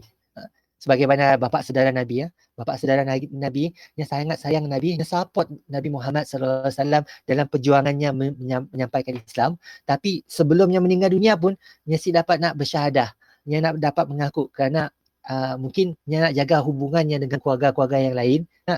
Sebab dalam Mekah mungkin Mekah bukannya sesuatu yang menyertai semua keluarga-keluarga juga. Jadi dia salah satu seorang pembesar juga di Mekah masa kan. Jadi walaupun dia sayang, dia yakin bahawa Nabi Muhammad adalah Nabi dan sebagainya, tapi dia dapat nak melafazkan syahadahnya jadi. Syahadahnya dapat dilafazkan, dia dapat tunjukkan kepada orang lain bahawa betul-betulnya dah sembah Tuhan yang satu dan yang ikut apa yang Nabi ajarkan, kan? Beriman kepada Nabi. Maka Allah sebut tegur Nabi, jangan minta Nabi kita ubah. Allah bagilah. Tapi bila jawab boleh sedekahkan Al-Fatihah atau kalau kita nak mendoakan mak bapak kita, paling kurang pun kita dapat kurangkan azab saja. Kurangkan azab daripada akibat tidak menyembah Allah SWT. Kita hanya dapat minta doa kurangkan dia saja. Selain daripada berdoa. Saya berdoa macam tadi sedekahkan pahala apa semua. Wallahualam. Bagi kami kita dapat nak minta masukkan keluarga kita masukkan dalam syurga. Ya memang dapat. Tapi kalau sekadar sebab ada satu hadis yang mana untuk kita lah, bila mana kita ada keluarga kita yang dah meninggal dunia, kita sedekahkan bacaan Yasin, kita sedekahkan Al-Fatihah, bacaan Al-Fatihah kan. Bacaan sebab kita baca Al-Fatihah, sebab kita baca itu sebab dia tadi meninggal kan, atau keluarga kita meninggal, atau kita mengingati je bila mana kita baca tadi kita dapat pahala sebab orangnya. Jadi itu adalah antara pahala-pahala yang mengalir. Pahala-pahala. Bila ada orang ingat kita dan yang buat kebaikan kerana kita masih dapat pahala walaupun kita dah meninggal dunia dalam kubur tadi. Jadi untuk mereka yang belum Islam, untuk banyak macam ni pun kebaikan yang kumpul di dunia, dan ada orang yang membaca tadi Al-Quran atau mendekah Fatihah dan tu, tapi oleh karenanya syirik pada Allah, yang menduakan Allah SWT kan, yang menyembah Tuhan selain daripada Allah, maka tu yang kita faham tidak akan dapat diampunkan. Untuk yang kita takut untuk diri kita sendiri lah. Na'udzubillah. Jadi untuk boleh atau boleh rasanya. Mungkin boleh kita ada. Tapi bukan untuk tadi pertanyaan kau ada. Bukan untuk mengubah takdir, bukan mengenal takdir Allah. Bagi siapa yang tidak sempat melafazkan syahadah atau di seorang Muslim waktunya hidupnya, kita dapat ubah nasibnya di akhirat, walaupun mak bapak kita. Walaupun mak bapak kita. Sebaya sementara mak bapak kita masih hidup. Itu pesanan kami untuk semua para mu'alaf, saudara kita. Sementara mak bapak kita masih hidup, usahakanlah sampaikanlah Islam kepada sidaknya. Tunjukkan teladan yang baik. Jangan putus hubungan. Jangan putus hubungan dengan sidaknya. Okay? Jangan putus hubungan dengan sidaknya. Sampaikan Islam sampai kita dapat buka topik. Mak, bapak, mau sama-sama kita jadi orang Islam. Sampai tahap macam ni lah. Tapi jangan juga just nak sampaikan Islam, nak berdebat dengan mak bapak, tapi perangai kita tadi menunjukkan kita tadi ni akan terpanggil untuk terima Islam sebagai agama. Jadi bila sebab mak bapak tu hanya dapat tangga, andai kata kita bahagia dengan Islam, walaupun apa pun yang terjadi kepada kita tetap dalam Islam kan, kita sentiasa bagus dengan mak bapak kita walaupun setidaknya belum Islam dan sebagainya. Sialah Allah akan buka hati. Sebab masa dunia tu kita doakan dibukakan hati oleh Allah SWT. Bukakan hati oleh Allah SWT untuk untuk terima Islam. Ya, kita kena usahakan tinggalkan terjemahan ke, ada flyers ke, apa semua ke. Atau kita tunjukkan teladan yang baik. Teladan yang baik. Dan tapi jangan saya dah mengajak. Mungkin kita saya dah mengajak langsung, saya dah mengajak. Sebab kadang-kadang kami mungkin ramai mu'alaf situ nak orang yang lahir Islam sendiri. Berapa ramai yang mengajak orang lain untuk datang kepada Islam. Saudara Andrew, siapa ajak kita kepada Islam? Saya dah orang ajak kepada Islam. Kita macam kediri je. Atau Allah takdirkan ada mimpi dan sebagainya kan untuk datang kepada Islam. Tapi kita nak bagi kita Islam, kita kena usahakan untuk ajak tadi ajaknya berfikir tentang Tuhan. Untuk boleh belajar dengan Hidayah Center, kita ada konsep macam ni nak ajak orang fikir tentang Tuhan atau konsep asara fikir. Kita yakin bahawa Tuhan yang ada, yang pertama. Kedua, kita yakin bahawa Tuhan yang mesti satu, mesti lebih daripada dua. Lebih dua yang akan jadi konflik. Ada perang, God wars jadinya. God wars jadi perang antara Tuhan. Tok setuju dengan Tok. Jadi ada perang antara Tuhan. Memang ada agama yang cerita pasal peperangan antara Tuhan. Memang ada. Okay? Jadi kita dalam Islam sedar Tuhan mesti satu, mesti esa. Mesti tunggal. Okay? Tuhan mesti ada message yang nak disampaikan. Tuhan ciptakan kita mesti ada manual kan. Ada Al-Quran tu tadi, ada kitab-kitab suci. Kita yakin bahawa ada kebenaran dalam Injil atau dalam Bible hari tu. Semua sebab teks dalam bertukar, banyak yang bertukar. Tapi mesej-mesej ketuhanannya masih ada dalam Injil. Dan sebelumnya ada kitab Zabur, ada kitab Suhuf Ibrahim, Ibrahim dan sebagainya. Ada kitab-kitab suci sebelum tu. Kitab-kitab suci sebelum tu yang pernah disampaikan kepada kita. Cuma hari tu untuk semua manusia tinggallah penutup segala kitab Al-Quran tadi. Kita kena yakin, saya ada buku ke Al-Quran. Kita boleh cerita dengan mak bapak. Tunjukkan kita selalu baca Al-Quran, pandai baca mengaji dan sebagainya kan. Saya ada buku ke Al-Quran tu. Al-Quran. Jadi kita kena usahakan. Kemudian bahawa ada Rasul, ada Nabi yang dihantar, ada manusia yang terpilih yang mengingatkan kita kembali kepada Tuhan. Tunjukkan saya ada manusia ke Nabi Muhammad SAW. Tadi yang banyak gila. Dan terakhir, adanya hidup selepas mati. Bila kita dapat yakinkan 5 perkara tu, kita akan kita sembah kepada Tuhan yang sebenar. Ikut ajaran Nabi yang telah Nabi atau orang yang telah dihantar oleh Tuhan tadi. Jadi ada katanya dapat yakin 2 perkara tu syahadah tadi. Yakin bahawa tiada Tuhan yang berhak sembah melainkan Tuhan sendiri, melainkan Allah.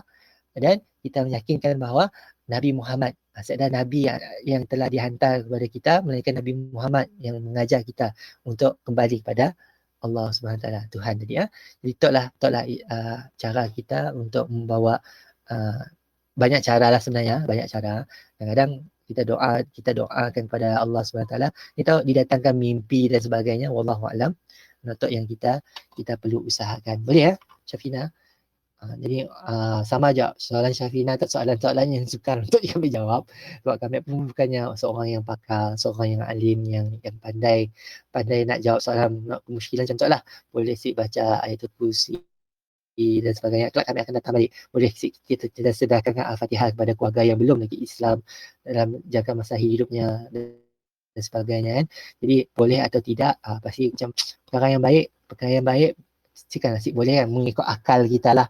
Tapi Islam tu bukannya ikut akal semata-mata. Kita kena ikut, ada Nabi melarang, ada Nabi Muhammad kita melarang, atau Nabi contohkan kepada kita. Okey, Syafina. Okey, Alhamdulillah. Jadi setakat ya, Tok dah lebih 9 minit. Okey, minta maaf atas kelebihan masa yang telah Tok. Apa yang baik daripada Allah, apa yang kurang daripada kami sendiri. Kita sebagaimana biasa, kita kalau ada soalan dan sebagainya, boleh tanya dalam grup Telegram. Okey, boleh tanya dalam grup Telegram. Okey, boleh tanya dalam grup Telegram. Dan kita cuba jawab lagi lah. Jadi soalan soalan Syafina tu kami akan dalam grup Telegram. Mungkin Ustaz Syarul boleh respon juga lah. Okay. InsyaAllah. Okey, sama-sama. Jadi daripada kami. Wabillahi taufiq wa hidayah. Wassalamualaikum warahmatullahi wabarakatuh. Kita akhiri dengan tasbih kafarah dan suratul as. Subhanallah wa bihamdika asyhadu an la ilaha anta wa astaghfiruka wa atubu ilaik. Wal as. Inna insana lafi khusr illa allazina amanu wa amilus solihati wa tawassaw bil haqq wa tawassaw bis sabr. InsyaAllah sampaikan ilmu yang kita dapat hari tu kepada kawan-kawan kita. Sekiralah nya baru masuk Islam atau nya dah lama Islam. Okey, sampaikanlah Islam tu insyaAllah. Assalamualaikum warahmatullahi wabarakatuh.